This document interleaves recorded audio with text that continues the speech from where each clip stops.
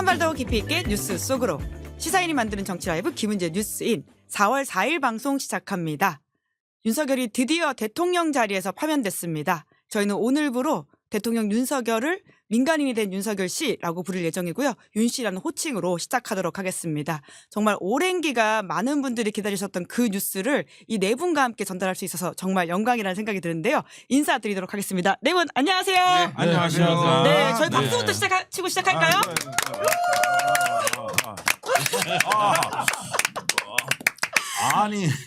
아니 정말 오늘은 다들 오랜만에 마음 놓으면서 기쁨을 좀 표시해도 될 거라는 생각이 드는 게 다들 마음고생이 너무 심하셨잖아요. 이 자리에 계신 분만이 아니라 유튜브 구독해 주시면서 언제쯤 선거일자 나올지 걱정했던 그 123일 동안 저희를 위해서 충분히 위로해도 되는 시간이라는 생각이 들긴 합니다.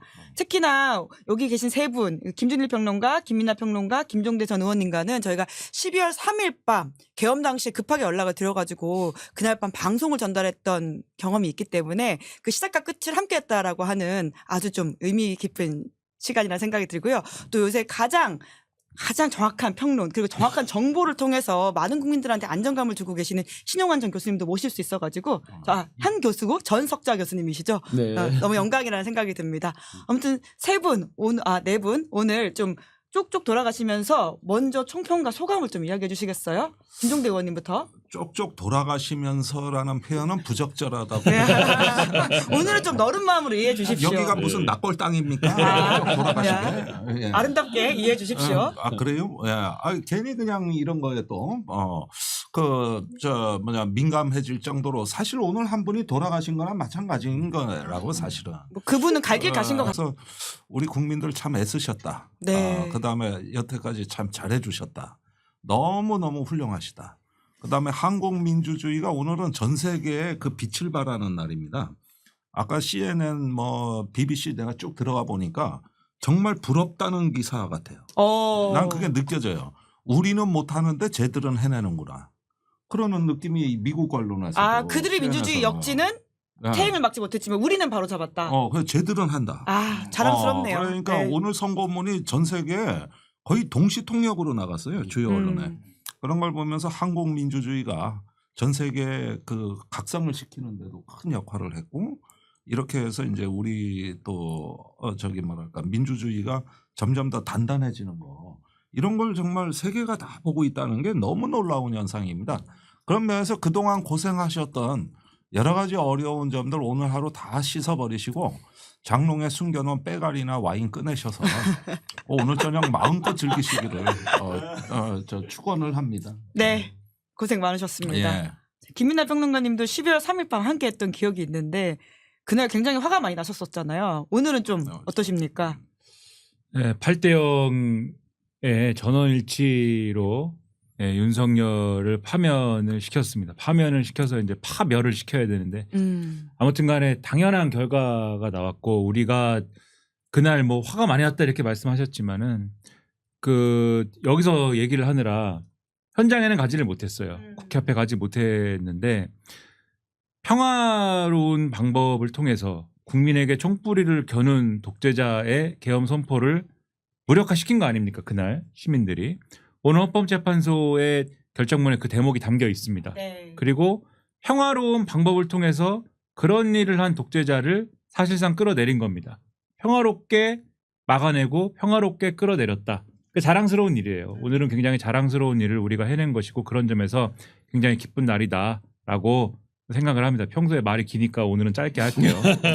기쁜 날이다. 네, 진짜 표정이 밝아지셨어요. 김민아 평론가도. 그렇게 생각하세요? 모처럼 정말 방송할 맛이 나는 것 밝아요. 같아.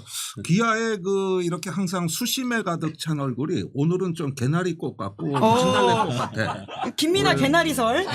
좀 이렇게 피어오른다 그럴까? 약간 욕을 듣는 것 같은 기분인데 이게. 좋게 들으세요. 밝다, 화사하다. 자, 신영환 교수님도 굉장히 얼굴이 화사하십니다. 네, 이제 영연백 대상에서 벗어날 것 같은 아이고, 신용환입니다. 예. 저도 또 기쁨과 함께 궁금해 죽겠는 게 있습니다. 우리 김종대 의원님과 함께 과연 대통령실 뭐 실질적으로는 김건희겠죠. 뒤에서 고소 고발한 거 과연 어떻게 될까 앞으로. 네, 그들이 저도 그- 몇 건 있어요. 네. 네, 여기도 꽤 있죠. 네. 그런 것도 있었잖아요. 네, 그리고 또 이철규 의원이 제가 저 명태균 거 터뜨렸을 때 고소한 거, 그건 또 어떻게 될까? 그것도 또 궁금하고요.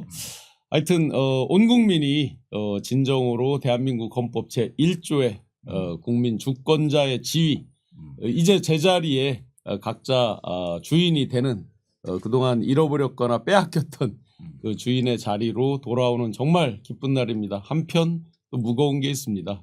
이들이 쌓아놓은 똥이 아까 현장에서 안국동 현장에서 보니까 오늘 좀 흐릿했지만 백악산, 북한산 잘 보이더라고요. 그 북한산보다 더 높은 똥을, 더 많은 똥을 쌓아놨기 때문에 그걸 저희가 청소를 하고 대한민국을 제자리로 돌려놓고 또 미래로 가야 되는 그 첫 출발의 날입니다. 그런 또 무거운 마음도 있지만 오늘만큼은 파닭도 많이 드시고 파면, 윤다면 파면도 많이 드시면서 기쁨을 함께 하면 좋겠습니다. 네. 김진일 평론가 아까 네. 오퍼컷까지 날리셨어요. 원래 몸이 아프시다고 계속 담에 걸렸다고 하셨는데 예. 괜찮아지신 거죠? 점점 좋아지고 있어요, 진짜로. 점점 좀 좋아지고 있고 아직 완치는 안 됐는데 아무래도 민주주의의 회복이 아직은 조금 남은 거 아닌가 그 생각이 들고요. 일단은 요거부터 해야 될 것 같아요. 헌재야 욕해서 미안하다.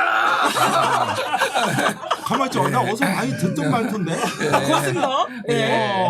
나 어서 많이 들은 말투야. 그러니까 오마주라고 하시죠. 진짜 거의 한 달 동안 헌재를 깠거든요. 네. 특히 최근 한 1주, 2주는 진짜 가루가 되도록 깠는데 너무 힘들긴 했어요. 네, 오늘 그 결정문 내용을 보면서 진짜 뭐 우리 뒤에 좀 더 얘기하겠지만은 이렇게 쓰려고 이렇게 시간이 걸렸구나. 그래서 모든 게 다 용서가 된다. 제가 좀 너무 섣불리 헌재를 까서 죄송하다는 말씀을 드리고 앞에서 말씀하셨지만은 이게 탄핵 찬성파의 승리, 뭐 반대파의 패배 그런 게 아니라 한국 민주주의의 승리예요. 예, 이건 민주주의의 승리고 외신도 주목하고 세계도 주목하고 뭐 여러모로 지금 좋은 신호들이 왔다 이렇게 생각을 합니다. 또 제 이제 막 카톡으로 엄청 오늘 방송하느라 바빴는데 뭐 나중에 이제 확인을 했는데 자영업 하는 친구들 얘기 들어보니까 오늘 엄청나게 많이 장사가 야, 어제까지 진짜. 파리가 날렸대요. 예. 근데 배달도 엄청 들어오고 예. 그래서 그러니까 모든 우리나라 경제의 대드락은 윤석열이었다라는 걸 다시 한번 확인할 수 있었습니다. 이제 아직도 해야 될 일이 많지만은 이제부터 하나 둘씩 순리대로 풀릴 거라고 믿습니다. 그리고 저의 이 비상계엄의 처음과 끝을 이렇게 같이 하게 만들어주신 수미상관 시사인께 감사드립니다. 아유, 예. 같이 해주셔서 감사했습니다. 예. 자, 이 이야기를 평화적으로 끝낼 수 있어서 너무 다행이라는 생각이 들고요. 이 시간에도 많은 분들이 들어와서 슈퍼챗까지 쏘시면서 그동안 너무 마음고생 많았다, 감사했다라는 이야기 해주시는데요. 강사라님 그리고 이호소리님 감사드린다는 말씀 드리면서 와중에 이현희님은 김준일님 세상 화려하다면서 오늘 의상의 포인트까지 짚고 계십니다. 오늘 8대0 인용 예상하고 고르신 의상이신 거죠? 예. 그러니까 어제가 정장 안 입고 그냥 캐주얼 입을 때도 있는데 오늘은 정장은 입어야 되겠다. 통멀하게. 근데 내 정장 중에서 가장 화려한 거. 예, 가장 화려한 거 입어야 돼. 소소하게 이 축하 세레머니를 좀 해야 되겠다라는 생각이 들고 그거의 기쁨을 아까 전에 어퍼컷으로 이렇게 제가 표현을 했습니다. 네, 저희 시사인에서도 이 세레모니를 좀 준비했거든요.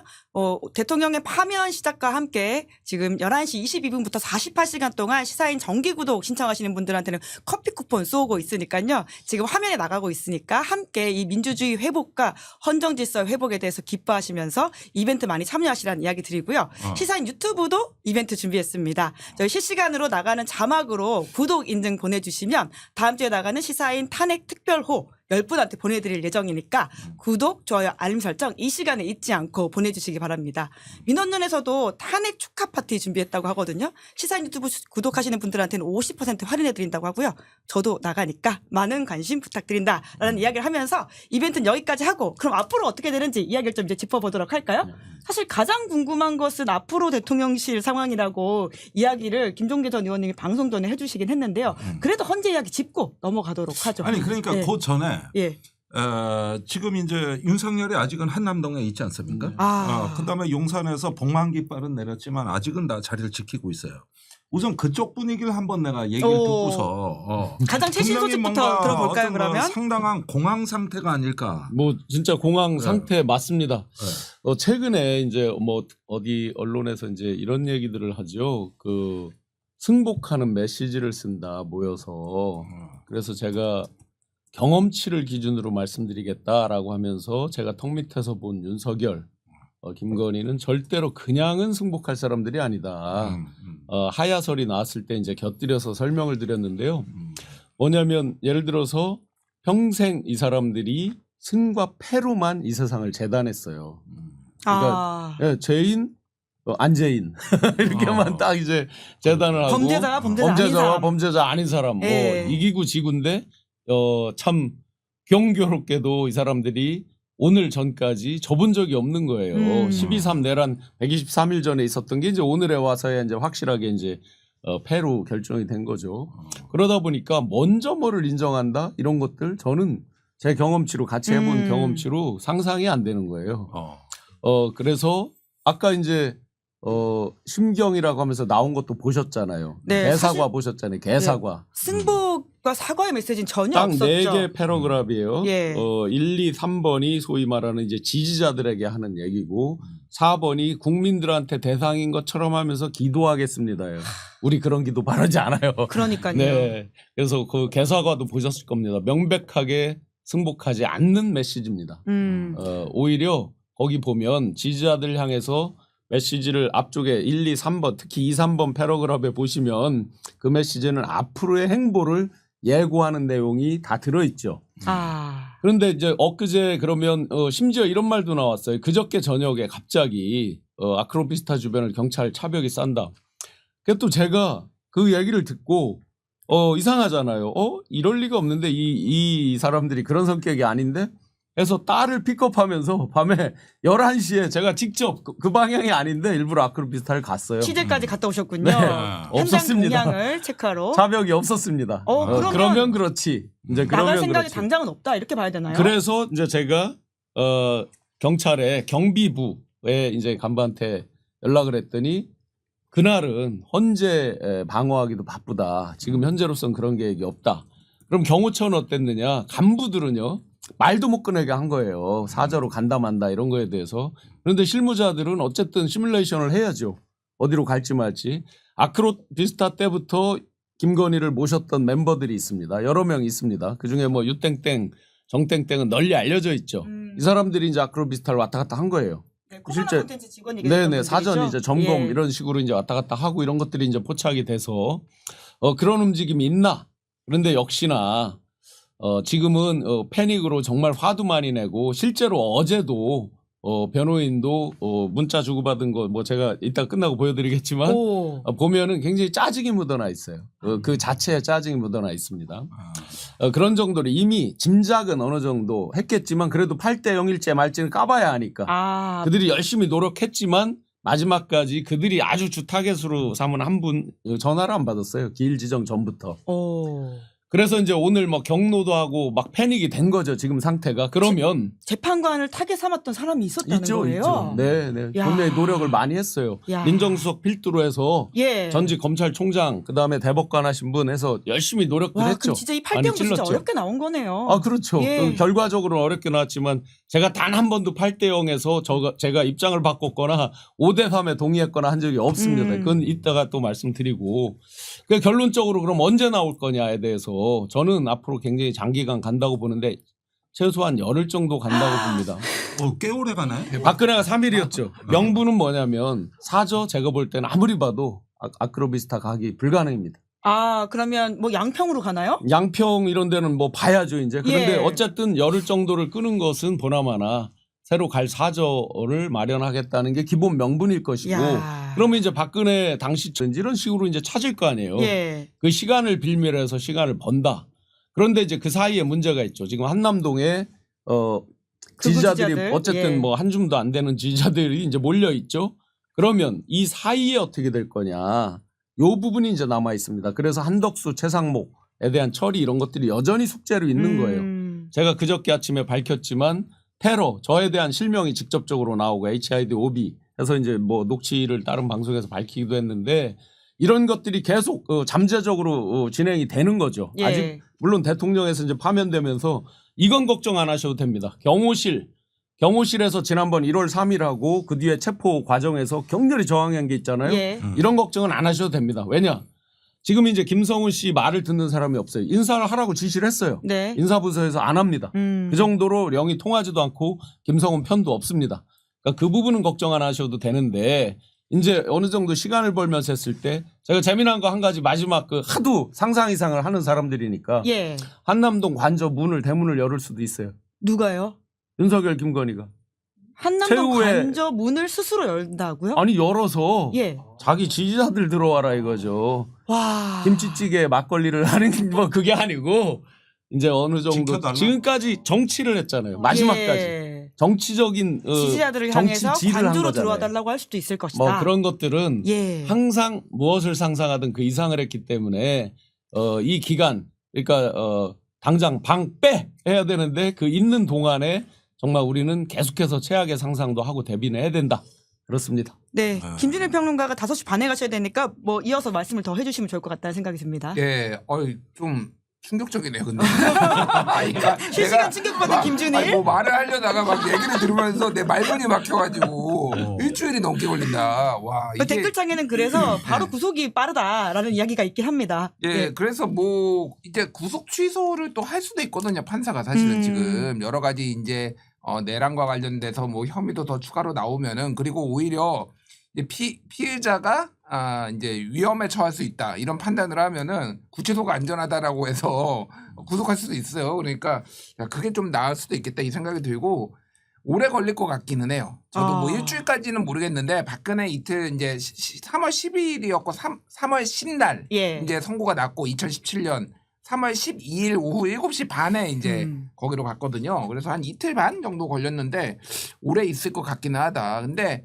뭐 그래봤자 예. 그래봤자 이 도도한 물결을 막을 수 없고 오늘 그 한국일보 기사 보니까 김성훈 경호차장이 윤석열이 현충원 찍고 이렇게 관저로 복귀하면은 다 도열하고 있어라. 이거는 이제 파면을 생각 안 하고 이 기각될 거다라고 생각을 해서 그런 지시를 했는데 경호처 직원들은 다 호수을 쳤다. 예. 이런데 좀 혼자 지금 판타지에 빠졌다. 뭐 이런 얘기를 했다라는 거예요. 이제 이런 반응이 나왔다라는 거예요. 그래서 착각 속에 아직도 빠졌던 사람들이 상당히 많은데 이제 리얼 월드로 돌아와라. 네. 그런 말씀드리겠습니다. 저희가 네. 지금 실시간 투표를 붙이고 있는 중인데요. 대통령 윤석열은 도통 관저에서 언제 나올 것인가에 대한 질문을 드렸고요. 오늘 주말 사이 일주일 기약 없다라는 지금 질문을 드리고 있는 상황이긴 합니다.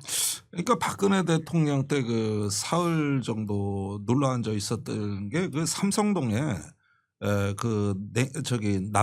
냉난방 공사를 하고 있다 그래요. 보일러가 안 돼가지고. 보일러를. 근데 그게 뭐냐면 그해 날씨가 좀 추웠어요. 그때 그래가지고 3월이기도 했고요. 3월과 4월은 또 3월 날씨가 초니까. 달라요. 네. 예.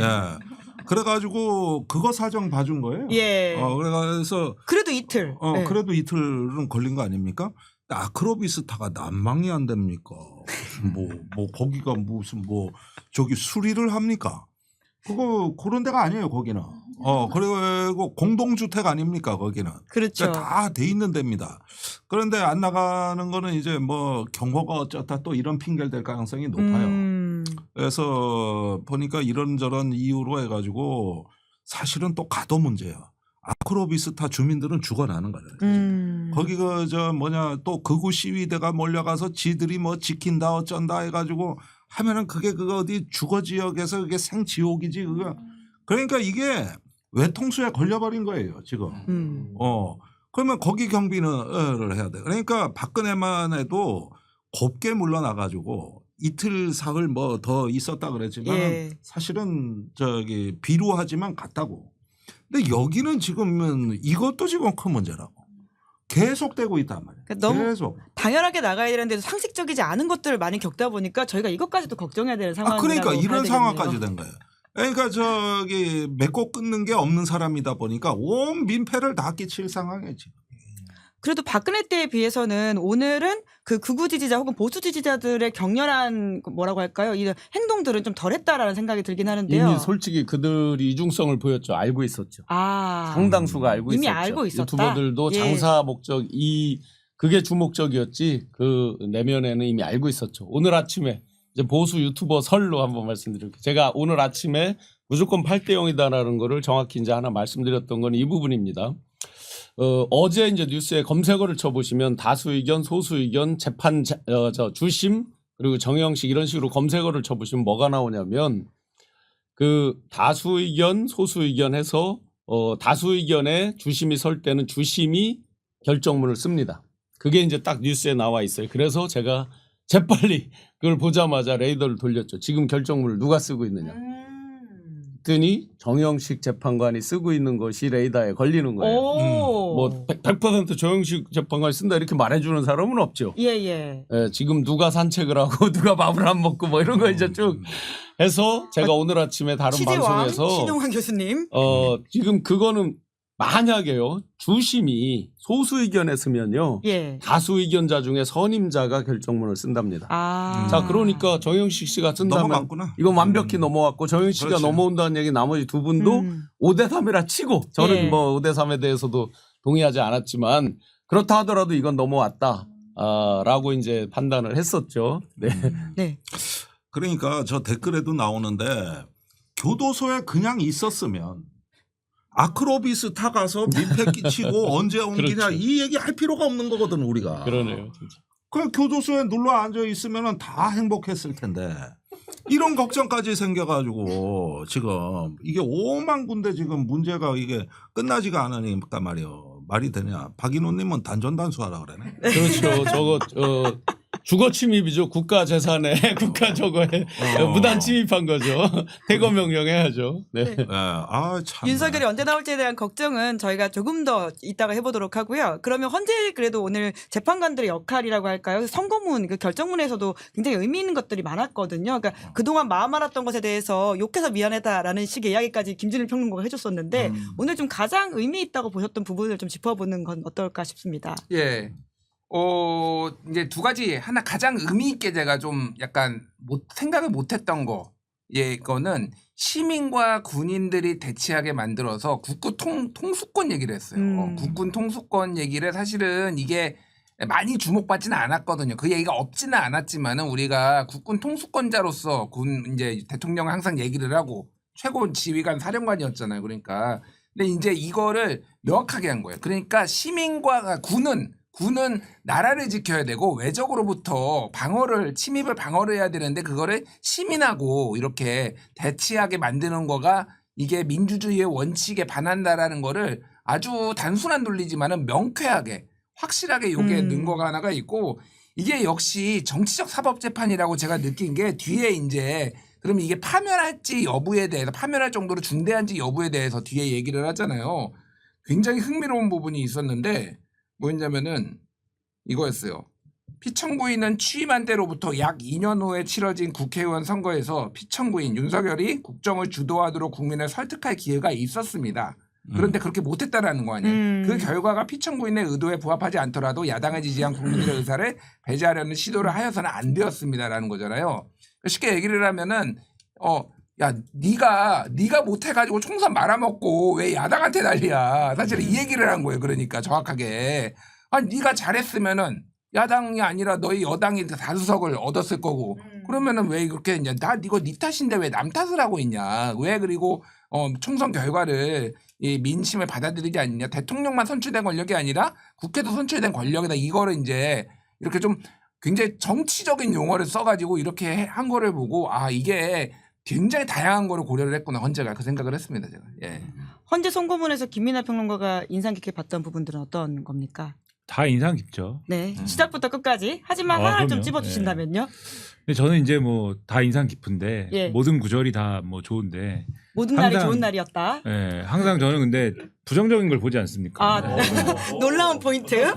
어떤 게 걱정되셨습니까? 뭘 봐도 하여튼 부정적인 거 봐요. 여러분이 댓글 올리죠? 저는 부정적인 것만 봅니다.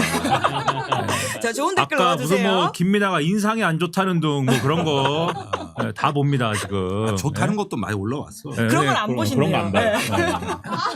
그럼 네. 오늘 헌재 선고문에서 안 좋았던 건 어떤 부분이죠? 재밌는 포인트네요. 보충 의견들을 썼더라고요. 보충 의견들을 이제 구체적으로 뭘 썼는지를 그러니까 우리가 그 선고문 결정문을 본 게 아니잖아요. 지금 예. 선고문을 읽은 거를 지금 이제 본 건데 네. 선고문에는 이제 보충 의견이 있다라고만 쓰고 그 보충 의견 전문을 지금 보지는 못했습니다. 그래서 구체적으로는 모르겠는데 두 가지 쟁점에서 이제 쓴 거잖아요.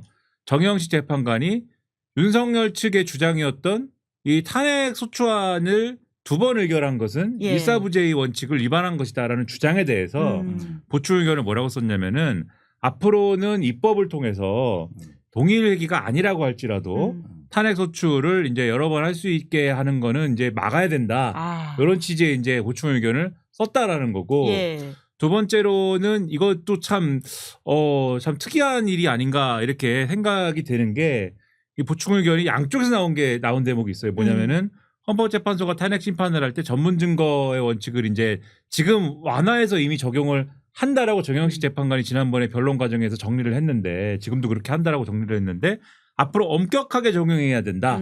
이게 이제 보충 의견이 하나가 있고 이거는 누가 썼습니까? 김복형 재판관하고 조한창 재판관이 썼죠. 예. 근데 아니다. 완화해서 적용해야 된다. 이거를 이민선 재판관하고 김영두 재판관이 쓴 거예요. 예. 요게 이제 보충 의견이 있는데 이건 뭐냐면은 지금 이제 내란죄와 관련돼서 이제 나중에 형사재판에서 이제 논란이 되고 뭐 이런 부분들이 있는데 요 관련 진술을 이 수사기관에서 지금 군 관계자들이 해놓은 게 있지 않습니까? 예. 근데 문재인 정부에서 형사소송법을 개정해가지고 본인들이 이제 동의하지 않으면은 이 피의자 신문조서나 이런 게 인정이 안 되게 바뀌었잖아요. 그래서 혹시 그렇게 될 수도 있는데 지금 헌법재판소 탄핵 심판에서 이 진술이나 이런 것들을 피의자 신문조서상에 있는 이 진술이나 이런 거를 탄핵 심판 과정에서 다 증거를 채택을 해버리면은 나중에 형사재판에서 채택이 안 된 것을 탄핵 심판에서는 채택을 하는 이 차이가 생기지 않느냐. 그러니까 이 군 관계자들이 가령 윤석열이 문을 뚫고 들어가라고 했다든지 예. 다 체포하라고 했다든지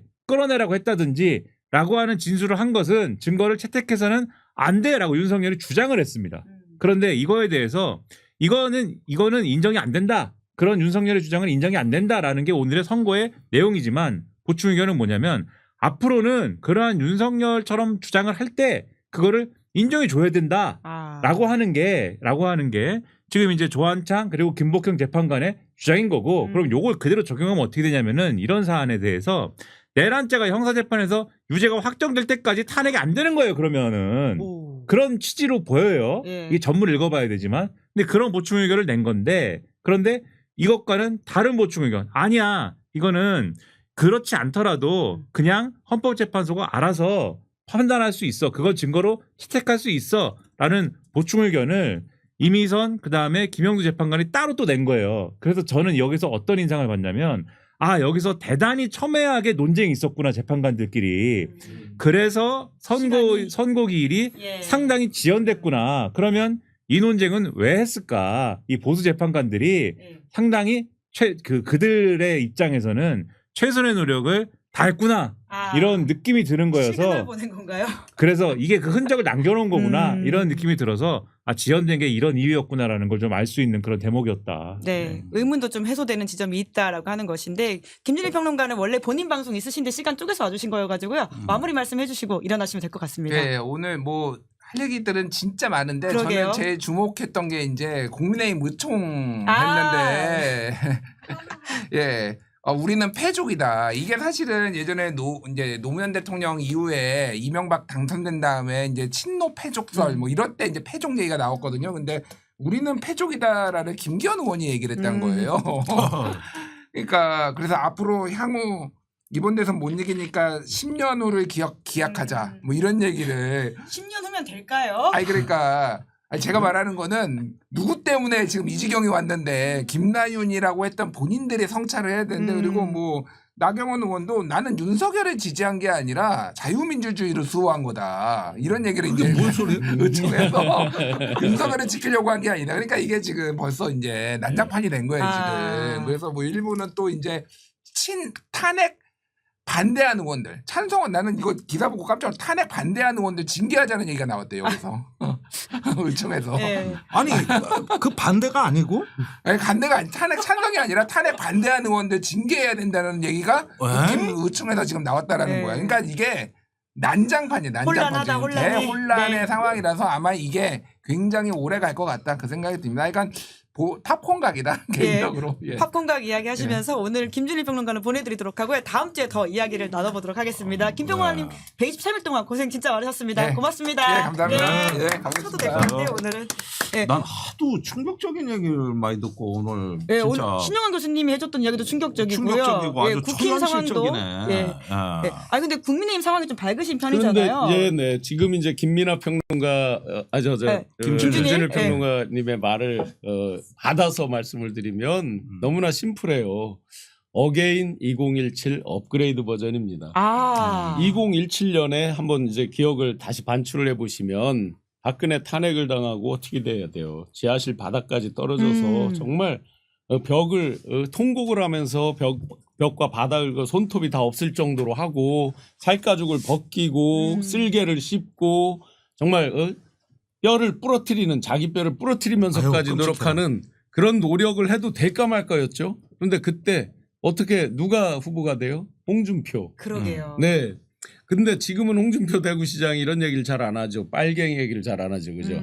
그때 말만 입만 열면 다 빨갱이 얘기였습니다. 그리고 대부분 이제 많이 잊으셨지만 바퀴벌레 스물스물, 연탄가스 스물스물. 그런 발언을 한 바가 이게 있죠. 상대당이나 국민들한테 한 얘기가 아니에요. 자기들 동료들한테 한 얘기입니다. 때만 되면 바퀴벌레 스물스물 나오듯이 뭐 한다 등등등. 어쨌든 그렇게 하고도 24%를 얻었다고 한참 자랑을 했습니다. 그 뒤로 어떻게 됐어요? 당권도 지죠. 그 뒤로 부정선거를 주장하는 황교안 등등이 당권을 쭉 쥐고 갑니다. 왜 이렇습니까?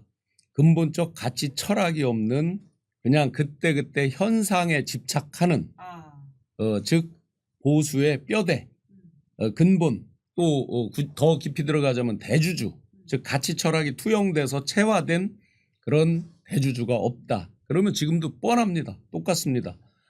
이렇게 무너지니까 반대편에서 뭐 안철수나 무슨 한동훈 이런 사람이 뜰 거다 뭐 이렇게 저 일각에서 얘기하고 있죠. 어게인 2017의 업그레이드 버전이다. 난 그때보다 더 비참해질 네, 수도 있다고 그리고 봐요. 업그레이드 버전. 바로 네. 업그레이드가 더 네. 비참해질 수 있다. 그러니까 지금은 이제 박근혜 탄핵에 대한 어떤 PTSD, 외상후 스트레스 장애를 입은 데다가 얹힌 거거든. 보수가요? 예. 예. 근데 한 번도 아니고 두 번 아닙니까? 예. 그러니까 21세기 들어와 가지고 한국 대통령 선거 5번이 있었다고. 그 중에 보수가 3번을 이겼습니다. 그러니까 나쁘지 않은 성적이에요. 그런데 이명박 감옥 갔죠. 박근혜 탄핵됐죠. 거기도 감옥도 갔습니다. 그리고 감옥 갔죠. 그다음에 윤석열 탄핵됐지. 그러니까 내용적으로 3번을 이겼다고 하는 게 이게 전부 다 비극이라고. 거기에다 2명은 임기를 못 맞췄는데 예. 윤석열은 절반밖에 못한 거거든. 그렇죠. 그래가지고 원래 이때가 여당으로서는 가장 전성기, 절정기의 그 권력을 행사할 때입니다. 2년 7개월 됐을 때 탄핵된 때. 그래가지고 이제는 어떤 성숙기로 가야 되는 권력이 그때 와르르 무너졌다고. 그렇게 되면 이 충격은 더 크단 말이에요. 그런데 이번에 헌재 판결문, 이번에 선고문이 너무나 많은 걸 담고 있다는 게 이게 사실은 더 충격적이에요. 나는 특히 그 인상적으로 봤던 게 뭐 윤석열이 뭐 네가 계엄 해제한 게 아니고 시민들의 저항과 예. 군경의 소극적 행동으로 이렇게 해서 해제된 거다. 이러면서 땅땅땅 예. 때리는 이런 것들이 그 핵심 주장들을 격파해 나가는 거거든. 이게 그런 얘기 나오자마자 군부대에서 윤석열 사진 떼가지고 쇠절기에 널어서 지금 불사지르고 있다. 진짜요? 어. 불사지르기까지예요? 그냥 떼서 어디 보관하는데 평소에 예. 떼가지고 저 쇠절기에 넣어 불사질렀다고. 지금 그 벌써 정도로? 기사가 다 나가는데 역시 JTBC가 촉이 좋아. 아. 나한테 방금 전화가 왔는데 예. 형님 빨리 어디 군부대 전화하셔서 그거 영상만 하나 구해 주십시오. 그래가지고 김종대 의원님한테 취재시킨 거예요? 그런데 항상 보면은 나 때문에 재미를 많이 보는 언론사가 JTBC거든. 기업 날 때부터 내 녹취록 제공을 해줬으니까. 다음엔 저희 주세요. 아 그래요? 뭐 구독자 올라가는 거 보고 내가 오늘 좀 올려주시면 내가 설득이 될게.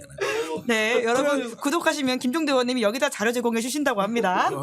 그래가지고 혹시나 했는데 요즘 뭐 중국 간첩이 뭐 현역병을 꼬셔가지고 어제 방첩사 발표로는 뭐 영상을 빼냈다 그래가는 뉴스가 마침 나왔어요. 예. 지금 군부대 휴대폰 보안이 거의 뭐 계엄 상황이거든. 그래 이걸 구할 수가 없는 거지. 아. 지금 상황이. 예. 그래서 이제 증언만 들어놓고 있습니다. 그지 외교공간 오늘 싹 사진 떼내지. 예. 이렇게 해가지고 무지연히 빨라요.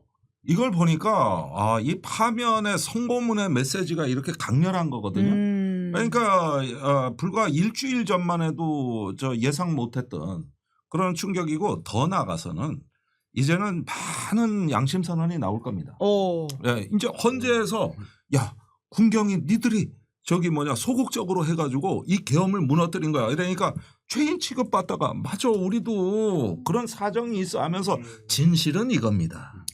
더 많은 진실이 나온다. 예. 더 많은 진실이 나올 진실이 것이다. 나온다. 예. 그게 사진 쇄절시킨 게 그게 상징이 있다는 거예요. 예. 사실 그냥 넣어둘 수도 있는데 더 과하게 이렇게 행동했다라고 하는 것은 이 계엄에 대한 군내의 평가라는 생각이 들기도 하네요. 그렇죠. 예. 그래가지고 그 회색지대에서 동요하던 마음들이 이제는 차분히 정리가 되고 특히 그 국군 통수권을 남용했다고 선고한 부분은 군인들한테 주는 메시지가 커요. 이 기회에 우리나라에서 이제 국군 통수권이란 말을 추방해야 됩니다. 이거는 네. 동서양을 통틀어 한국에만 있는 용어거든요. 그리고 일본이 제국주의 태평양 전쟁 시대에 왕정을 합리화하기 위해서 만든 용어예요. 천황이 일본군을 통수한다 이래 돼 예, 있었다고. 국군 통수권자라는 단어가. 그런데 일본은 그 단어가 없었는데 예, 우리만 예. 남았는데 예. 그러면은 그냥 지휘한다 그러면 될 걸 통수한다 이러니까 군대는 아버지가 대통령이 된 거야. 아하. 우리를 지배하는 존재가 된 예, 거라고. 예. 이게 왕정의 전통이란 말이야. 그래서 이런 어떤 그 군이 불법적인 명령에도 동원이 되는 건 그런 고정관념 때문입니다. 그래서 이번에 우리가 대선 공간에서 이런 문제까지 다 정리해 주면 이제는 사람들이 양심껏 얘기하게 돼 있습니다. 네. 녹취록 영상 더한 것도 나와요. 네. 다음엔 저희 거에서 예. 가만 있어. 구독자 몇 명이야 지금.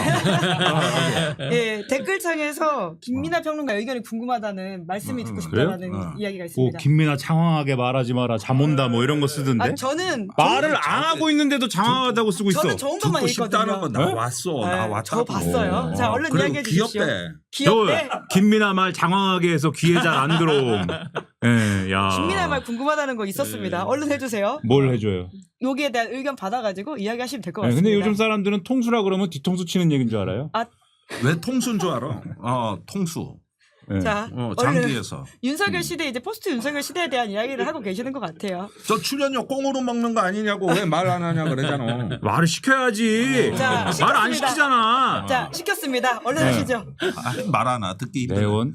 예, 말씀하신 대로 헌법재판소 결정 그 선고문에 보면은 말씀하신 대로 이제 윤석열이 시켜가지고 군이 이 정치적 중립성이나 이런 것들을 위반하게 되었다라는 대목이 나와요. 예. 그리고 말씀하셨듯이 윤석열이 계엄을 선포한 이후에 그 계엄을 선포해가지고 벌어진 여러 가지 일들이 금방 이게 해결이 됐다 이렇게 주장하잖아요. 그 해결이 된 이유는 지금 말씀하셨듯이 시민들이 그것을 막았고 그다음에 군인들이 그것을 이 적극적으로 윤석열의 지시나 이런 것들을 관찰하려고 하지 않았기 때문에 그게 안 된 것이기 때문에 예. 그거는 이유가 없다. 계엄을 선포했을 때 이미 일은 벌어진 것이다. 그렇지. 이렇게 판단하는 대목이 나옵니다. 그러면은 이 군 입장에서는 오늘 왜 사진이 그렇게 재빨리 내렸느냐. 군 입장에서는 더 이상 계엄에 얽히고 싶지가 않은 거죠. 맞죠. 계엄에 네. 그러지 않아도 지금 국방부 차관이 계속 이 국회에 불려가가지고 다 몸으로 봅니까? 윤석열이 돌아와가지고 또 계엄 선포하면은 그 지시에 따를 겁니까? 계속 물어보잖아요. 예. 국방부 차관이 그때마다 뭐라고 합니까? 절대 안 합니다.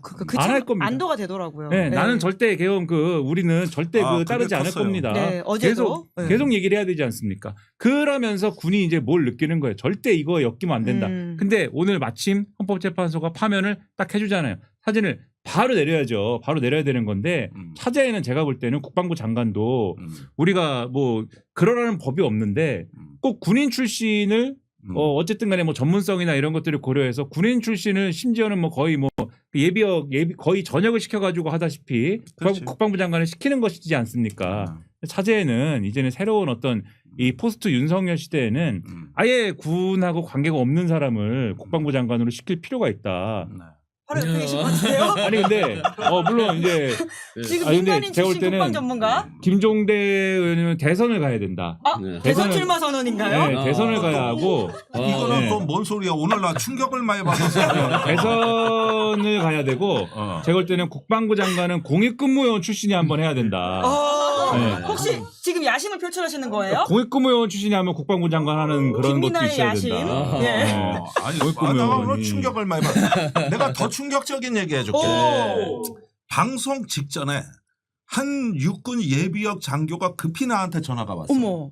그러더니 내란 세력 때려잡는데 애를 써달라고 당부의 얘기를 하면서 오. 육군의 고위직이었거든. 네. 그랬는데 내가 이제 그 국방개혁 해야 되는데 육사도 폐교해야 된다는 주장을 평소에 했거든. 그렇죠. 그런데 이제 이걸 물고 늘어지면서 어. 이게 서울대 쿠데타지 왜 육사 쿠데타냐. 아, 그러니까 육사를 없애기 전에 서울대를 먼저 없애고 육사를 없애든지 말든지 하다. 와 이런 논리로 나를 설득을 하더라고 방금. 여론의 스피커인 김종대 의원님한테 벌써 그런 이야기가 전해지고 벌써 있군요. 그러니까 야 이게 파면되고 세상이 바뀌니까 벌써부터 이런 로비가 들어오는구나. 예. 내가 그래서 깜짝 놀랐어요. 아유, 진짜 그래가지고 오늘 예. 근데 듣고 보니까 틀린 말이 아닌 거야. 서울대부터 없애야 된다. 서울대부터 없애야 된다. 네.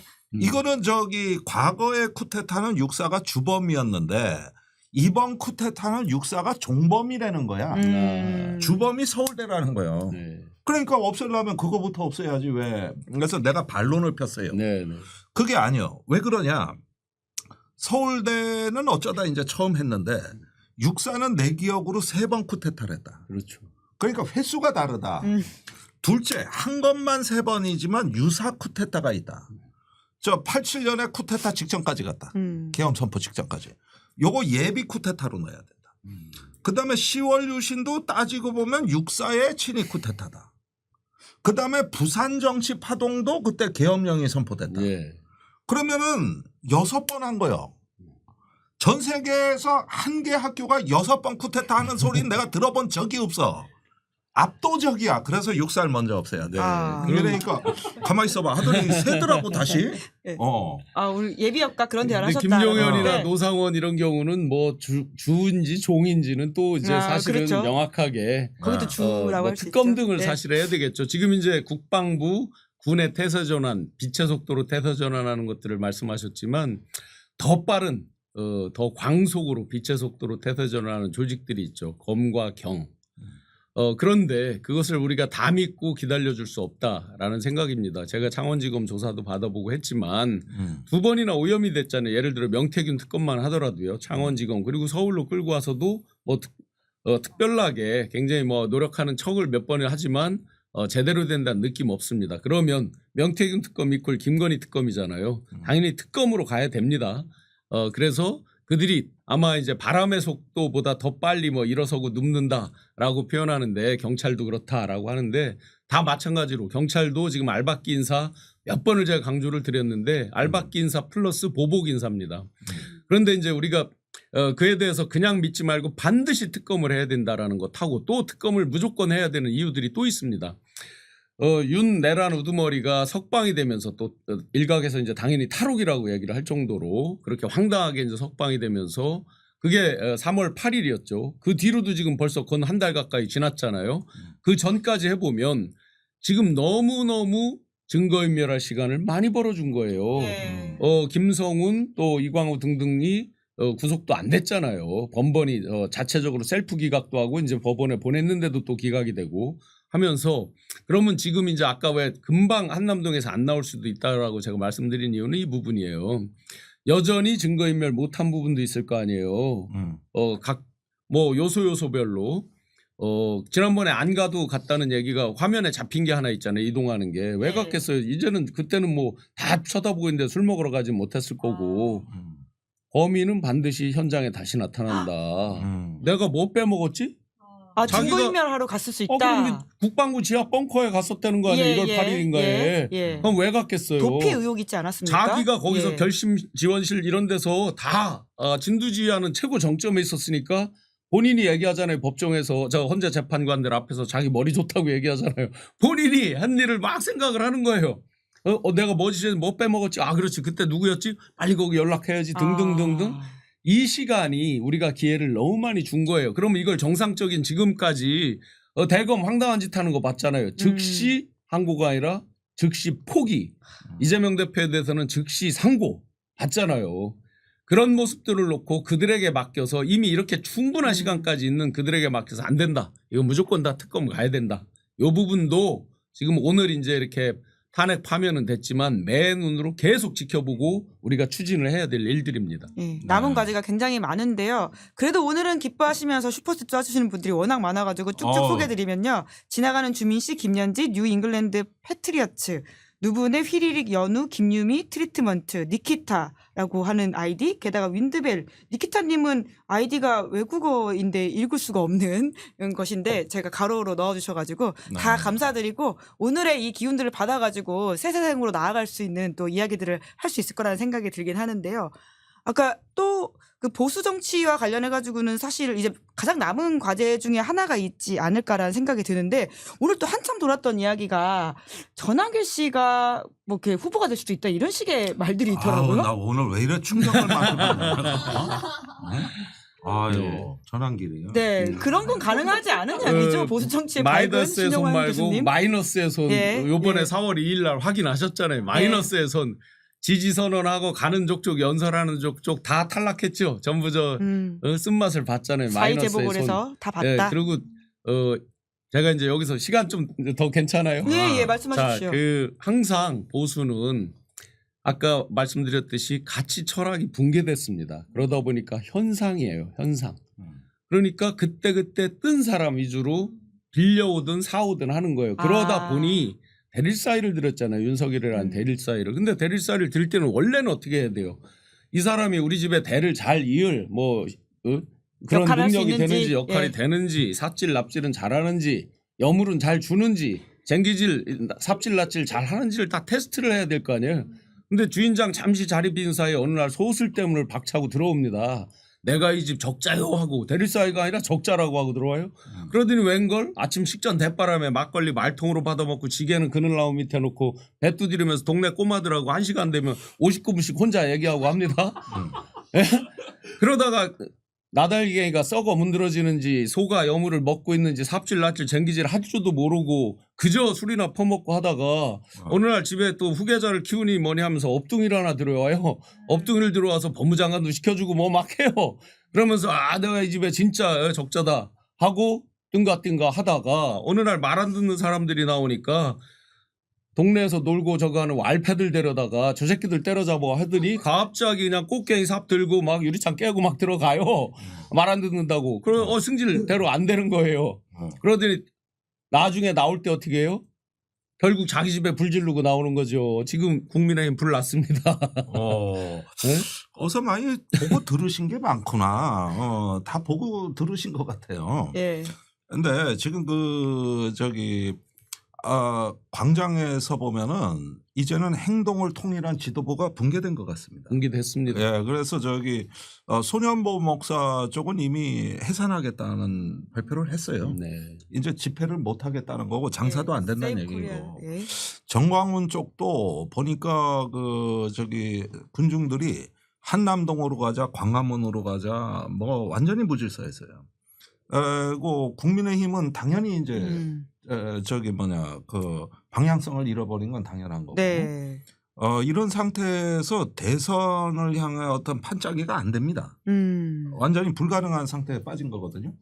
그래서 광장이 제법 결집하는 것 같았고 한국의 어떤 극우 대중운동이 뭔가 이렇게 골격을 갖추는가 했는데 사실 오늘 상황을 보면은 거의 적벽대전에서 패전한 조조군대 같은 양상.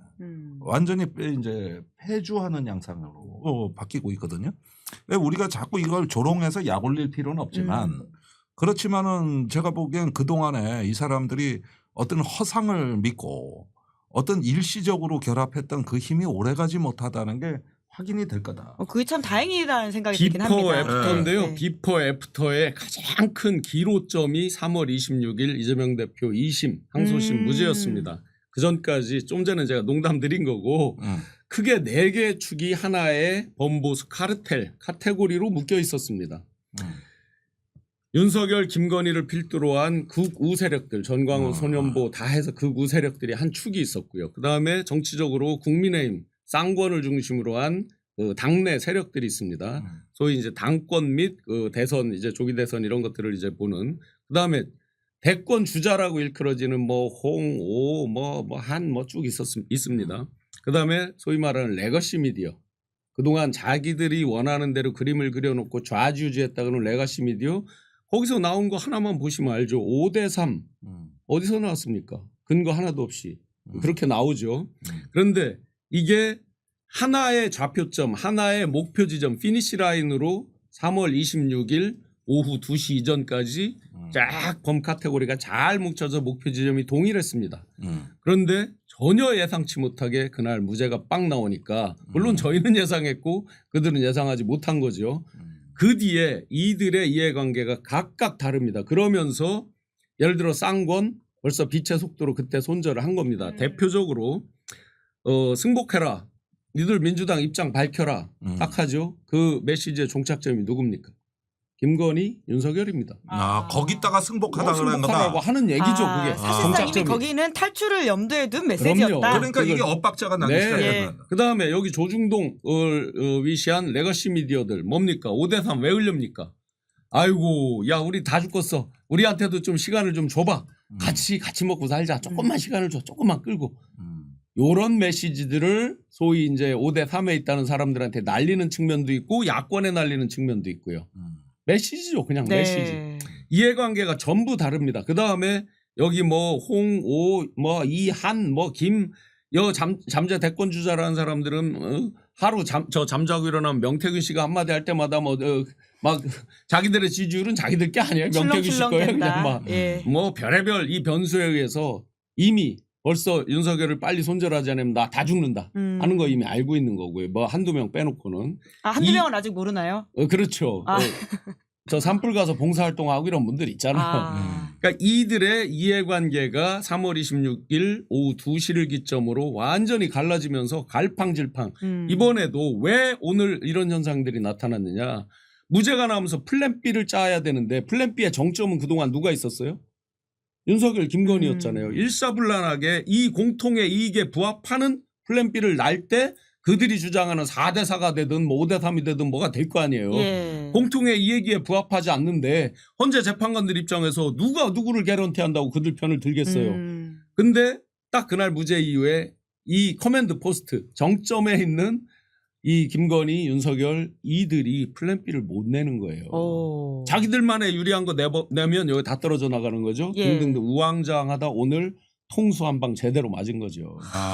네. 그런 현실 인식으로 아직까지도 여기까지 왔다는 게 참 놀랍다라는 생각이 드는데요. 근데 와중에 채널A에서 단독 보도가 방금 나왔는데 권영세 비대위원장과 권성동 원내대표가 윤석열 한남동 관저를 찾아갔다. 지난번에 제가 이제 저거를 공개를 했는데 한남동 관저에 가서 30분 딱 차담했습니다.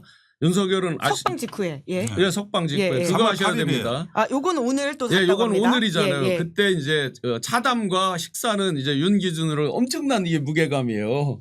차담하는 거는 냉대할 굉장히 때는 벌써 차담이고요. 김치찌개 밥 소면 먹자고 나오고 해야 이제 그게 저긴데 그날 그때도 딱 하나 물어보고 30분 중에 정확히 25분 혼자 얘기했다는 거 아니에요. 그때 딱 물어본 게 뭐예요? 개인 자격으로 온 거냐? 공식적으로 온 거냐? 오늘도 물어봐야죠. 개인적으로 하냐? 공식적으로 하냐? 오늘도 물어봐야죠. 네.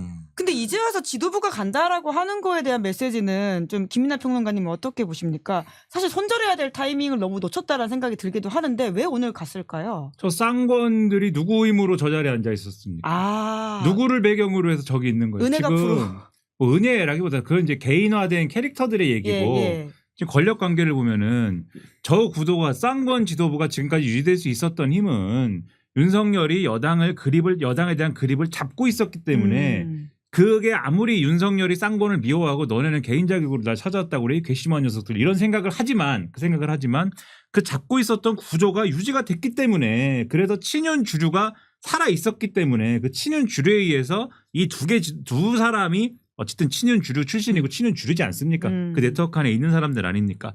그 악의의 힘에 의해서 어쨌든 지탱되는 구조가 있었기 때문에 그 자리에 있었던 거잖아요. 근데 이제 그 구조가 이제는 붕괴될 위기에 처했지 않습니까? 없어졌지 않습니까? 윤석열이 이제는 뭐 아무것도 아니잖아요.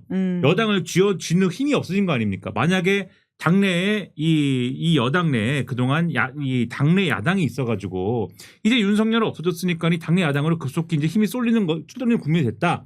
그럴 수밖에 없게 됐다. 앞으로 조기 대선도 치러야 되니까 이런 거였다고 했으면은 저 두 사람 바로 사퇴했을 겁니다. 오늘 바로 사퇴하고 이제는 이게 뭐 당내 항쟁으로 막 가면서 왜냐하면 사퇴하라고 난리 났을 거예요 지금. 그리고 사람들 이제는 차기 대선 치러야 되니까 그 당내 야당으로 줄 서고 막 이랬을 거예요. 근데 윤석열이 그 구조 다 부셔버렸잖아요. 아까 말씀하셨지만은 다 패버렸지 않습니까? 아무도 못 살아남게 만들어버렸잖아요. 그러니까는 지금 상황이 만약에 어떻게 될 거냐면은 이 계속 이제 쥐고 있던 이 그립이 힘이 빠져버렸기 때문에 앞으로는 이 당이 어떻게 되느냐 그냥 이 자기들 하고 싶은 대로 할 겁니다.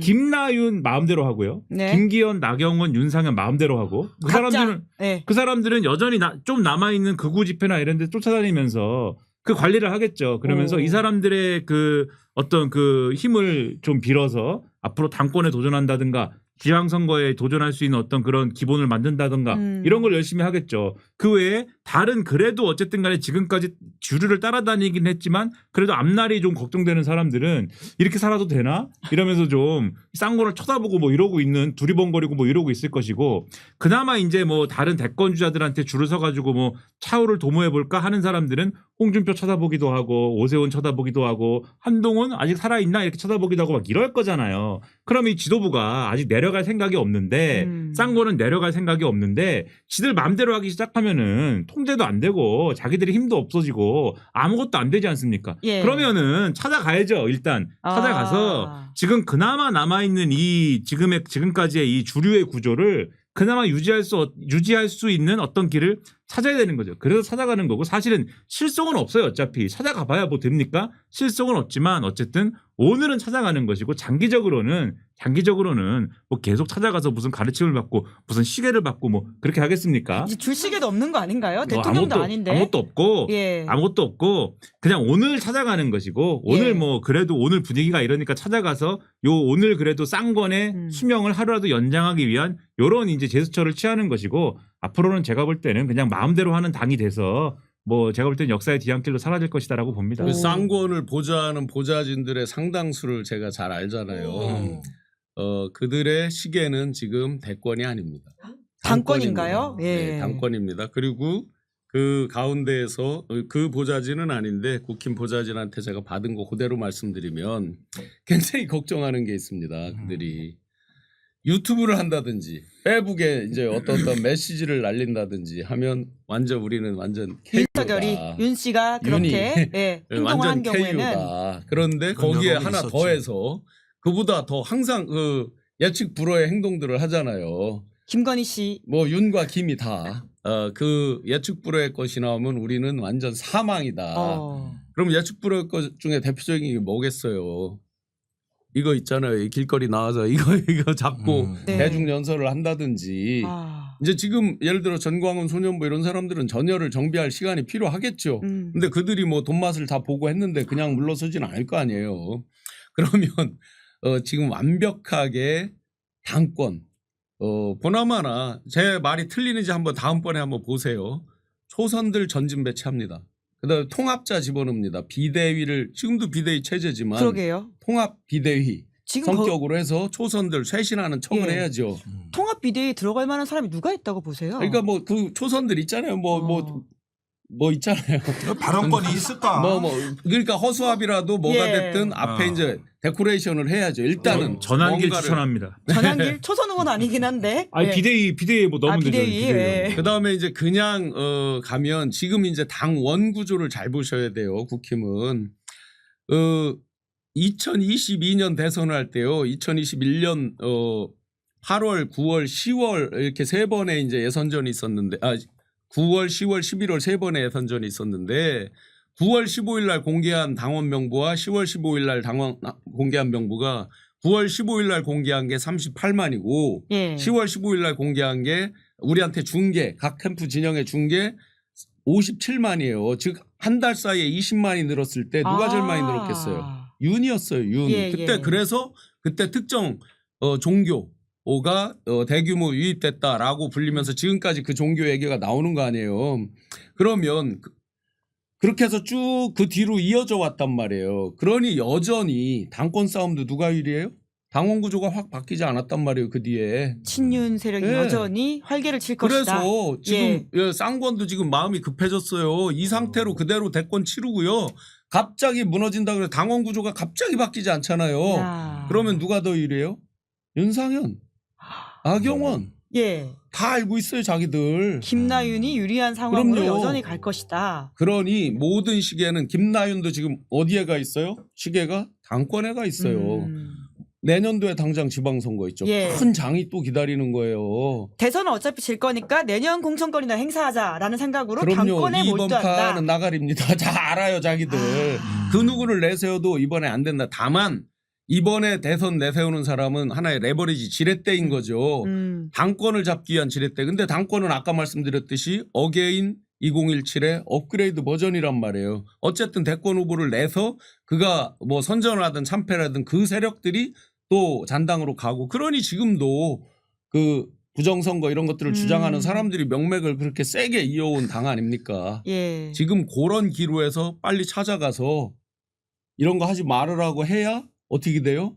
그나마 김나윤이 보수가- 상대적으로 맥을 못 써요. 아. 지금 다급하죠. 그 레버리지라고 하셨는데요. 그 레버리지로 활용될 사람이 가장 높은 건 그럼 누구라고 보십니까? 이번 대선에서 보수 유권자들. 제가 웃기는 거 한번 말씀드려 볼게요. 이게 갑자기 안 떨어진다니까요. 이 당이 당원 결국은? 구조가 안 바뀌어서. 김문수 그러니까 뭐 에너지? 안철수, 한동훈 예. 씨가 어떻게 한다 그러죠. 지금 벌써 이 당에 뭐 찌라시도 많이 도는데 벌써 38명의 그 당에 있는 현직 의원 포함해서 탄핵에 찬성한 사람들 뭐 살생부막 해서 사진까지 저 아까 저 댓글로 막 오더라고요.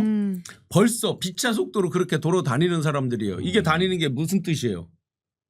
엄밀히 보면 당권이죠, 이것도. 그 사람이 자, 뿌리는 그러면 거다. 예. 한이나 아니나 이런 사람들이 이 부각될 정도였으면 제가 거꾸로 비유적으로 말씀드려 볼게요. 벌써 유승민 전 대표가 당대표도 되고 대권 후보도 됐어요. 이런 사람, 이런 구조라고 그러면 이 사람들이 제일 두려워한 게 뭐예요? 배신자론 아닙니까? 배신자론. 이들의 배신자론은 아주 특이하죠. 국민에 대한 배신이냐, 그 자기들이 얘기하는 주군에 대한 배신이냐를 구별을 못해요. 유승민 씨가 국민에 대해서 배신했나요? 이런 이제 혼돈을 계속해서 겪고 있는 거예요. 그러다 보니 재밌게도 뭐 전한길 뭐 심지어 홍정욱 쭉 얘기를 하는데 여전히 김문수 씨가 잠시 이제 뚝뚝 떨어지는 모습이 좀 있겠죠. 오늘 이렇게 됐으니. 그런데 당내에서 한번 보세요. 예. 당내로만 보세요. 여전히 그 세력이 갑자기 다 죽어 나빠지질 않아요. 어게인 2017의 업그레이드 버전. 네. 사실은 정말 어떤 면에서 다운그레이드라고 할 수 있을 것 같긴 한데요. 김문수가 예. 좋아요. 네. 김문수가 좋은 게 네, 뭐 이분이 김민아 평론가 개인이 좋아한다는 뜻은 아니죠? 아예 그 사람들한테 예. 그 뭐 김나윤이라고 불리는 뭐 이런 분들 있지 않습니까? 김문수 장관이 뭐 당권에 도전할 거 아니지 않습니까? 그러니까는 대선을 자기가 뛴 다음에 예를 들어서 그 자기가 만든 대선 전국 조직을 가지고 당권에 도전할 건 아니지 않습니까? 전국 조직을 뭐 만든다고 할 때 네. 그러면은 그만 얘기해요? 네. 아니요. 방금 들어온 그 뭐가 밭이 있어가지고 그거 여쭤보려고 했는데 그 이야기 이어서 하면 될 것 같아요. 예. 그러니까는 예. 김문수 장관이 다시 뭐 당권에 도전하고 이럴 거 아니니까는 예. 김문수가 대권으로? 만든 조직은 김문수의 대권 도전을 위해서 만든 조직은 이 공용 조직입니다. 그러면은 예. 공용 조직이 되는 거예요. 근데 범침륜들의 공용 조직이 된다. 그렇죠. 예, 그거 가지고 또 당권 하는 거예요. 또. 아. 근데 예를 들면은 한동훈, 예. 한동훈이 만든 자기가 이 대권을 도전하기 위해서 만든 전국 조직, 그거를 공용으로 쓸 수가 있습니까? 그럴 수 없잖아요. 오세훈이 만든 이 대권을 위해서 만든 전국 조직, 그거 공용으로 같이 쓸 수 있어요? 그럴 수가 없거든요. 그래서 이런 딜레마를 볼 때는 대권 주자로서 좋은 사람은 누구냐면 대권으로 막 등 떠밀어서 내보낼 수는 있는 사람인데 국민적 지지까지는 아니지만 정파적 지지가 있어가지고 그렇게까지는 할 수 있는 사람인데 본인이 여러 가지 문제라기보다는 여러 가지 한계가 있고 여러 가지 뭐 당내 지분이나 이런 것들을 볼 때 당대표를 하거나 이렇게 할 수는 없는 사람 그런 사람을 지금 써먹기는 좋은 구도 거기에 딱 맞는 게 사실은 뭐 김문수 장관이라든가 이런 사람들이 좋다 써먹기는 뭐 이런 거죠. 예. 범침륜의 하나의 플랫폼 안에서 활용할 수 있는 사람이라는 이야기였는데요. 제가 방금 왜 놀랐냐면 요새 워낙 밭 같은 게 많이 돌아서 뭐 당연하게 이렇게 확인을 해야 되는 부분이 있겠지만 김건희 씨가 출마할 가능성이 있다라는 식의 또 이런 밭이 돌아가지고 그 범침륜의 하나의 플랫폼에서 가장 상징성 있는 사람이 또 김건희 아니 씨인가 근데 이런 걱정이 들어서 이분이 만약 출마를 한다면은 예. 그거는 플랫폼이 아니죠. 이분이죠. 존재 자체인가요? 아, 예, 그렇죠. 김건희는 김건희죠. 김건희가 다 하는 거죠. 제가 볼 때는 김건희가 출마하면 만약에 그 김건희 월드에서 예. 김건희 월드에서 현실 가능성 제로 김건희 출마해서 당선되면 김건희 대통령 겸 국민의힘 대표 겸 그다음에 무슨 뭐 국방부 장관 겸 김종대 의원님 하셔야 되는데. 국무총리 겸 우리는 그런 세상에서는 우린 레지스탕스입니다. 레지스탕스의 지도자. 예. 그리고 저는 이제 그 밑에서 이제 같이 총을 문건이나 쓰고 문건을 쓰시는 것으로. 왜 나를 위험한데 떠밀고 그래? 예? 아니 지도 안 하세요? 아니 저 앞으로 떠밀면 내가 해? 맨 앞에 서가지고 이제 무기를 워낙 좋아하시니까 디펜스 21 이런 거를 해가지고 탱크도 모시고 이제. 네, 밭이 워낙 가짜가 총도 많다 보니까 댓글창에 김민아 대선 출마 밭이라고 누가 써두셨습니다. 제가 그러니까 돈이 이런- 없어가지고 예. 돈도 없고 시사인에서 출연료 받아가지고는 대선 출마할 수 없어요. 네, 아직은 갈 길이 멀다 이런 말씀을 하고 계시는데요. 앞으로 이제 60일 동안 한참 이런 이야기들 사실은 그리고는 60일 이후에 보수의 재건축이라고 하는 것은 아주 장기간의 우리 사회 과제일 거기 때문에 세 분과는 오랫동안 이야기 나눠야 될 것 같다는 생각이 드는데 사실 윤석열은 가도 윤석열 현상은 계속될 것이다 이런 이야기를 김종대 의원님이 오랫동안 예언을 하시기도 했고 걱정하시기도 하셨잖아요. 예, 그러니까 이제 우리 사회 수십 년간 주류 이념이 이제 자유민주주의 아니었습니까? 그러는데 이 자유민주주의가 왼쪽에서 공격을 많이 받았습니다. 우선 불평등을 막지 못하고 기후위기를 막지 못하고 너무나 흠결이 많다. 그래서 자유보다는 거기에다 사회를 넣는 게 어떠냐. 공동체같이.